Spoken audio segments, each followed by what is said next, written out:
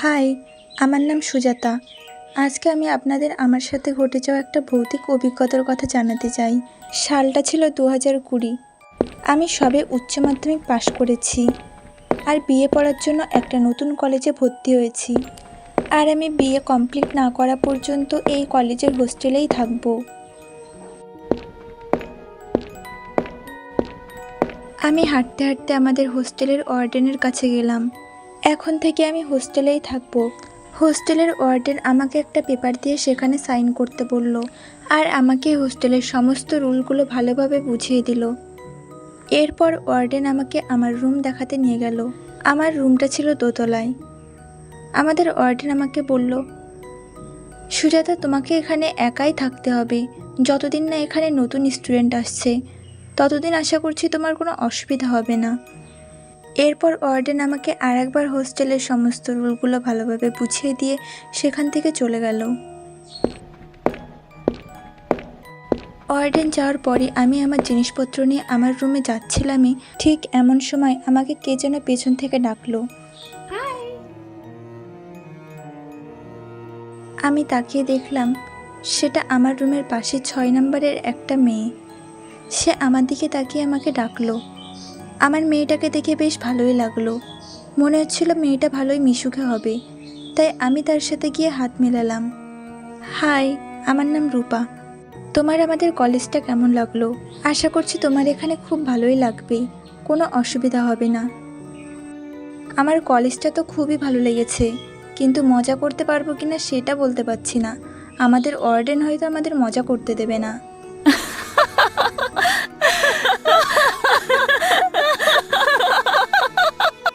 হোস্টেলে প্রথম দিন গিয়েই আমার রূপার সাথে ভালোই বন্ধুত্ব হয়ে গেল। আমরা দুজন একে অপরের বেস্ট ফ্রেন্ড হয়ে গেলাম। এরপর থেকে রোজ একসাথে কলেজে যাওয়া, লাঞ্চ টাইমে কলেজের ক্যান্টিনে বসে একসাথে খাওয়া দাওয়া করা, আর ক্লাসের ব্রেকের পর দুজনে একসাথে কলেজের পেছনের দিকটায় বসে গল্প করা, আড্ডা দেওয়া। পুরো দিনটা ওর সাথেই গল্প করে কাটিয়ে যেত। এমনকি মাঝে মধ্যে আমরা দুজন একসাথে ওয়ার্কআউট করতে জিমেও যেতাম। ওয়ার্কআউটের মধ্যে মাঝে মধ্যে একটু আমরা রেস্ট নিতাম। রেস্ট নেওয়ার সময় আমরা দুজন জমিয়ে আড্ডা দিতাম। কিছুদিনের মধ্যে আমি আর রূপা এতটাই ক্লোজ হয়ে যায় যে এমন মনে হতো যে আমরা দুজন একে অপরের বোন, যারা কুম্ভ মেলায় হারিয়ে গেছি। এমনকি রাতে যখন আমরা পড়াশোনা করতাম তখন রূপা আমার ঘরে এসেই পড়তো। আমরা দুজন একসাথেই পড়তে পড়তে আমার বিছানাতেই ঘুমিয়ে যেতাম। আবার কখনো কখনো আমরা দুজন রূপার রুমেই পড়াশোনা করতাম আর রূপার বিছানাতেই ঘুমিয়ে পড়তাম। একদিন বিছানায় শুয়ে শুয়ে আমি ইনস্টাগ্রামে ভিডিও দেখছিলাম। সময়টা ছিল দুপুরবেলা। ঠিক তখনই আমার ফোনে একটা ফোন আসে। ফোনটা ছিল আমাদের হোস্টেলের ওয়ার্ডেনের। আমি কলটা রিসিভ করলাম। হ্যালো ম্যাম, আপনি এই সময় হঠাৎ ফোন করলেন? হ্যাঁ সুজাতা, আসলে আমার তোমাকে কিছু বলার আছে। তোমার নামে আমার কাছে কিছু ছেলে মেয়ে কমপ্লেন করেছে, তাই আমি তোমার সাথে কথা বলতে চাই।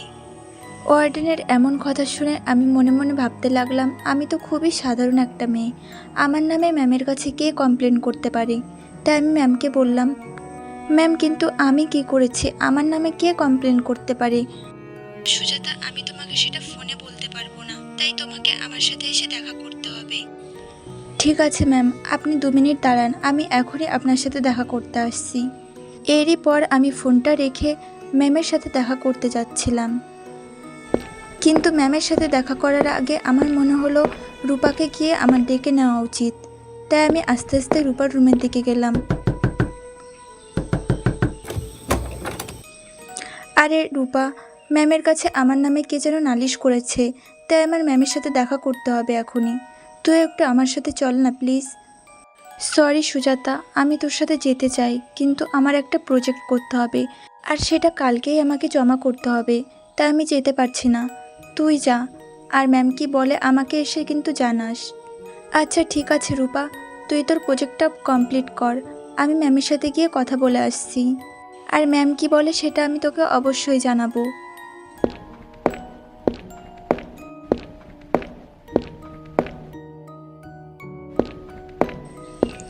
হ্যালো ম্যাম, আপনি আমাকে ডাকছিলেন? হ্যাঁ সুজাতা, আমি তোমার জন্যই অপেক্ষা করছিলাম। এসো, চলো সুজাতা, আমরা দুজন সোফাতে বসে কথা বলি। আচ্ছা সুজাতা, তোমার কি এই কলেজে বা হোস্টেলে কোনো অসুবিধা হচ্ছে যেটা নিয়ে তুমি চিন্তায় আছো?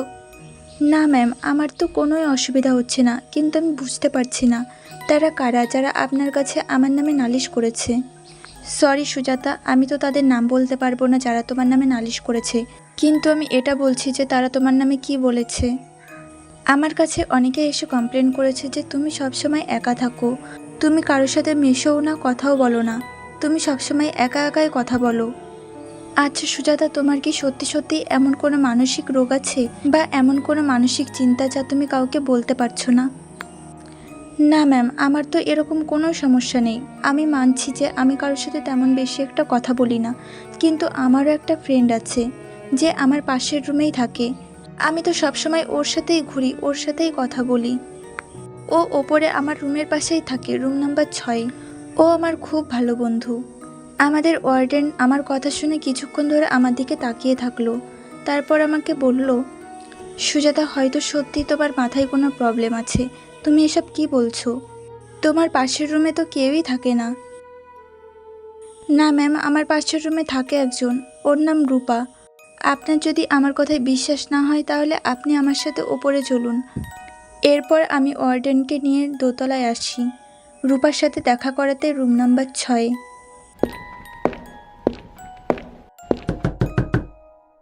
রূপা দরজার সামনে গিয়ে আমি দরজায় অনেকবার ধাক্কা দিই, কিন্তু কেউই দরজা খোলে না। এরপর আমি রূপার নাম ধরেও ডাকতে থাকি, তারপরও কেউই দরজা খোলে না। তখন ম্যাম আমাকে বলল, বলেছিলাম না যে এখানে কেউই থাকে না, তুমি তো আমার কথা শুনলে না। এরপর ওয়ার্ডেন পকেট থেকে একটা চাবি বের করে রুমের দরজাটা খুলল। রুমের ভিতর গিয়ে দেখলাম রুমের মধ্যে একটা খাট আর একটা টেবিল, আর তার উপর দিয়ে মাকড়সার জাল নোংরায় ভরে গেছে। দেখেই মনে হচ্ছিল যে রুমটা অনেক দিন ধরে ব্যবহার হয় না। আমি তো এই রুমটা দেখে যেন অবাক হয়ে গেছিলাম। আমি চারিদিকটা ভালো করে দেখছিলাম। আমি ম্যামকে বললাম, ম্যাম এটা কি করে হতে পারে? আমি তো মাঝে মধ্যেই রূপার রুমে এসেছি, এটা তো এরকম ছিল না, কিন্তু এখন দেখে মনে হচ্ছে যে এই রুমটা অনেক দিন ধরে বন্ধ পড়েছিল। সুজাতা, তুমি যেগুলো বলছো সেগুলো সম্পূর্ণ তোমার ভুল ধারণা। রূপা কি করে তোমাকে এই রুমে আনতে পারে? আজ থেকে প্রায় 3-4 বছর আগে রূপা এই রুমে আত্মহত্যা করে। অনেক পড়াশোনার চাপের জন্য রূপা আত্মহত্যার পথ বেছে নেয়। ওয়ার্ডেনের এই কথা শুনে আমি তো একদমই বিশ্বাস করতে পারছিলাম না। এই কথাটা শুনে আমার গায়ে কাঁটা দিচ্ছিল। সেই রাতে রুমে এসে আমি একটুও ঘুমাতে পারিনি। আমার সারাক্ষণ রূপার কথাই মনে পড়ছিল। ভয়ের থেকে বেশি আমার খারাপ লাগছিল রূপার কথা ভেবে। রূপা আমার একদম নিজের বোনের মতো ছিল। তার মৃত্যুর কথা আমি ঠিক মেনে নিতে পারছিলাম না। এরপর শুয়ে শুয়ে আমি সেই পুরনো দিনের কথাগুলো ভাবছিলাম, যেই দিন আমার রূপার সাথে প্রথম দেখা হয়। এখন আমি বুঝতে পারছিলাম যে লোকে আমাকে দেখে কেন ভাবতো যে আমি একা একা কথা বলি, কারণ রূপাকে আমি ছাড়া আর অন্য কেউই দেখতে পারতো না। তাই আমি যখনই রূপার সাথে কথা বলতাম তখনই সবাই আমার দিকে কেমনভাবে তাকাতো। কিন্তু তখন আমি ব্যাপারটা বুঝতে পারিনি, কিন্তু এখন আমি সেই ব্যাপারগুলো বুঝতে পারছি। ক্যান্টিনেও যখন আমরা একসাথে খেতাম তখনও লোকে আমাদের দিকে তাকিয়ে থাকতো। এমনকি যখন কলেজের বাইরে বসে আড্ডা দিতাম তখনও আমাদের দেখে লোকে কিছু না কিছু বলতো আর আমাদের দিকে তাকিয়ে থাকতো। সবাই এটাই ভাবতো হয়তো আমি পাগল হয়ে গেছি, তাই আমি একা একা কথা বলি। কিন্তু আমি জানি আমি রূপাকেই দেখেছি আর আমি ওর সাথেই কথা বলতাম। সেই রাতটা আমি পুরনো কথাগুলো মনে করতে করতে রাতটা জেগেই কাটিয়েছিলাম। সেই রাতে আমার একটুও ঘুম আসেনি। পরের দিন সকালেই আমি ওই হোস্টেলটা ছেড়ে দিই। এরপর আমি কলেজের পাশে একটা বাড়ি ভাড়া নিয়ে সেখানে থেকেই আমার বিয়েটা কমপ্লিট করি।